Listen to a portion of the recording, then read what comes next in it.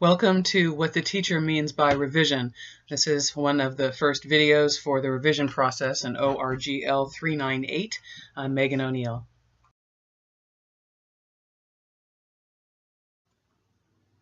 So, starting terminology, let's think about the distinction between revision and editing.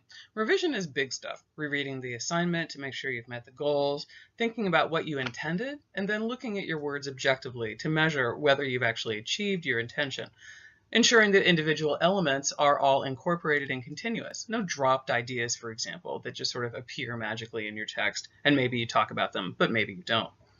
And then re-examining your structure for effectiveness. This is where an outline might come in handy. This is where you sort of look over your ideas and you say to yourself, okay, this generally meets the assignment. That is revision. We call that maybe the higher level order of thinking. Maybe we mean global awareness of the various concepts. But in any case, it is definitely not what I would consider editing, which is over on the right-hand side of your screen. So editing is all the various elements like this: checking spelling and grammar, ensuring that quotations are properly punctuated and integrated, ensuring that each sentence's opening paragraph clearly indicates the point of the paragraph. Those are all incredibly important distinctions to make. So when I talk about revise, I'm not talking about punctuation. And when I'm talking about editing, I'm definitely not talking about rereading the assignment.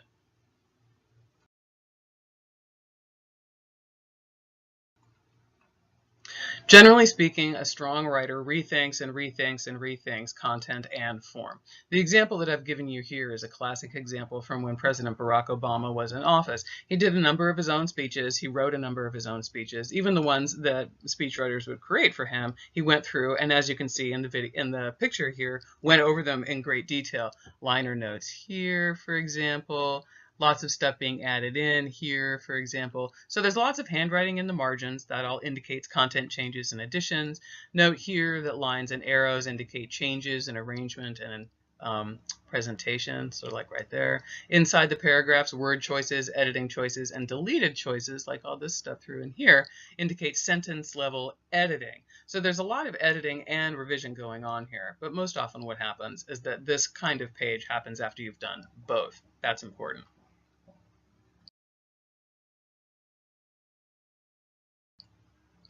So the higher level elements to consider. What are we really thinking about here? Purpose. Remember always to think about purpose. What are you really trying to do?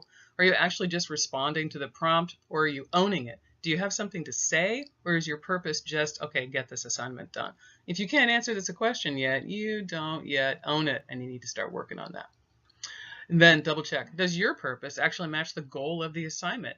Do you understand the goal of the assignment? If there's any disconnect there, you should talk to the professor and find out. Higher level organization or higher level elements also include questions of organization. So there has to be a way that it all fits together. There are certain elements of any writing task that have certain features, for example, and they all need to be in the same place. If you think about it, writing a project is sort of like building a house. You have to have the floor in place and some idea about the structural support that you'll put in to support the roof before you put the roof on. So it's exactly the same sort of thing that happens in college level writing. What are the elements that you have to work with? You've written memos, no doubt. So you've got an executive summary, generally speaking, that shows up at the very beginning. You use headings appropriately to indicate major sections and to help guide guide a reader along the way. Maybe in your header information, you're including the recipient, the name of the author, the date, any copied people, the subject, and so forth. Every kind of genre that you write has got some sort of built-in logic about the order in which the features should appear. So generally speaking, you should think about that order and draw on that kind of example before you start really rethinking and doubting yourself about your organization structure. Sometimes you're going to be writing things like your reading response papers that don't require a specific kind of structure. And in that case, you think about how the ideas move from one paragraph to the next. Organizing ideas. So you've got lots of different ways to do this. You've got some simple ways, and then you've got some more complicated ways. So let's look at the simple ways first. You could start it very easily. There's a beginning, there's a middle, and an end. Not a problem. Or you could think about arranging it in order of importance. Most important to least important, or least important to most important. Either one will have advantages depending on what your purpose is and what your goal is. You can also organize these kinds of things very simply in order to keep your own mind on track. This is useful when you're drafting, but not necessarily when you're revising. But it certainly helps, as I said, to keep your ideas in order. My first point is, my second point is, my third point is. That works.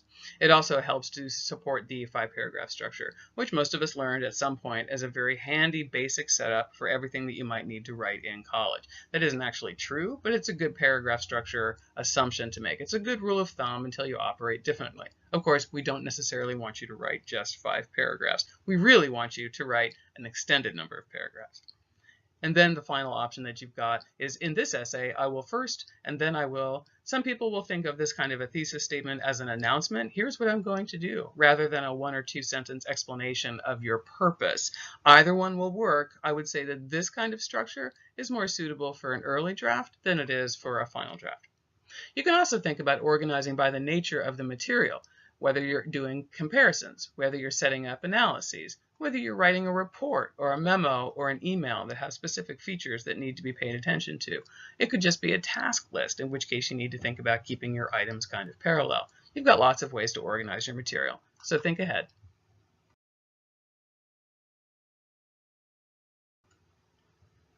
For every claim, ensure that your process of revision includes identifying support. There are some distinctions. For example, a claim is not a fact. A claim is a miniature argument, which means that it's always debatable. Because it's an argument, it also requires some evidence. What is some support? For instance, a claim does include something like humans are not responsible for subject change. That's definitely not a fact. It is a constant source of debate, and it definitely requires the evidence on which you base this kind of a claim. How about this one? Another example of a claim. People should be free to marry whoever they want. Okay, so it's a liberal position, but that doesn't necessarily mean that it's a fact. What it means is that it's a claim, and the tip-off is the word should. Because it's a should statement, we know that it's debatable. And because we know that all kinds of debatable positions would require some supporting evidence, you would need to be able to end each of these examples with the phrase because, and then you would fill it in. Here's the kind of support that you would use in your because clauses. Evidence that the claim is valid. Note the distinction here between accurate and valid, or right with a capital R and valid. Valid simply means that it's worth considering. Right imposes a sort of judgment on it that ends all kinds of discussion. But as long as we know that a claim is valid, we can think about complexity in terms of is it valid in this situation or that situation. If it's strongly put together, maybe it's a valid claim. Evidence that you choose has to be sufficient to meet the burden of the claim. In other words, you have to have enough of it. You have to have relevant evidence. That too is important. You can't support an argument about climate change if you're not referring to climate change data. Finally, it has to be representative of all the kinds of support that it could be. That's an obvious one. Support that you use should probably also be current. Some professors will ask you to identify 3 or 4 readings in the last 10 years, maybe that would provide you with evidence. Generally speaking, this is because as we move forward and we learn more and more, ideas from 100 years ago, 50 years ago, in some fields even 10 years ago, are no longer useful because the conversation has moved past that point. So you want to think about current as well. Verifiable. You would need to document all the sources of your support, of course, and we would need to do some fact checking. Should be objective where you can. This one I think is probably obvious. If you include biased support, it's much too easy for somebody who disagrees with you to argue with you. So some examples of all of this: current research data, experiential data. You are allowed to use your own personal experience for support. It's not as relevant and it's not as representative as some other kinds of support, but you can certainly use it. Facts, primary and secondary research, all of these are examples of good support.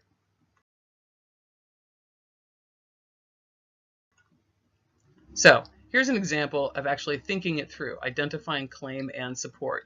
Take a moment and read this, and then look over here, and you'll see the red ink indicating claim. Note that I've color-coded it for you. And then the supporting elements are outlined here in green. I'll read it with you. Hybrid cars are an effective strategy to fight pollution. Because driving a private car is a typical citizen's most air-polluting activity, cars are the larger source of private as opposed to industry-produced air pollution. Therefore, switching to hybrid cars should have an impact on fighting pollution. Cars generally have a long lifespan, meaning that the decision to switch to a hybrid car will make a long-term impact on pollution levels. Because hybrid cars contain a gasoline engine with a battery-powered electric motor, less pollution is produced. According to IneedToKnow.org, the hybrid engine of the Prius made by Toyota produces 90% fewer harmful emissions than a comparable gasoline engine. So you should be already able to tell what statements make claims, for example this one, and what statements are actually supporting a claim generally already established. Hybrid cars are an effective strategy to fight pollution. Each one of these elements then should be able to be preceded with a because to set it up as evidence. Because driving a private car is a citizen's most air polluting activity. Because cars generally have a long lifespan. Because hybrid cars combine a gasoline engine with a battery-powered electric motor, and so forth. The distinction between claim and support is important, and it does take time to actually get the net.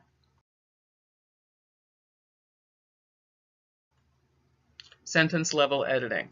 Clarity and coherence, absolutely critical, but these are also final stages of your revision process. They are not something that you do at the very beginning when you're still trying to get those global concepts, those higher order concepts in order. Sentence level editing. Clarity. Clarity is achieved when the right words are used in the right order. They also have to be the right words. You have to think about it. You have to look it up, perhaps. A thesaurus is an option for you, but only if you just can't remember the word you want. A thesaurus is very easily misused. Don't go into them looking for synonyms and $50 words. Instead, if you know the word you're thinking of and you just can't quite put your hands on it, that's when you go to a thesaurus. You can also think about making word choices that are not cliches.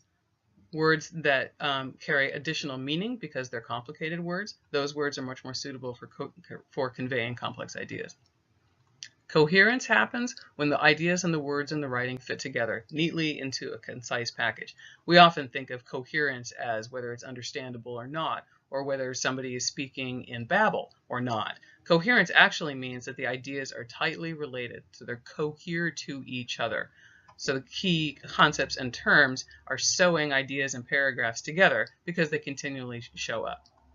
Finally, effective repetition provides the reader with a sense of continuity. So you may want to constantly bring us back to the point of your thesis. You may want to remind us several times where we are in your argument process so that we know that you're keeping us on track. All of these things are components of coherence.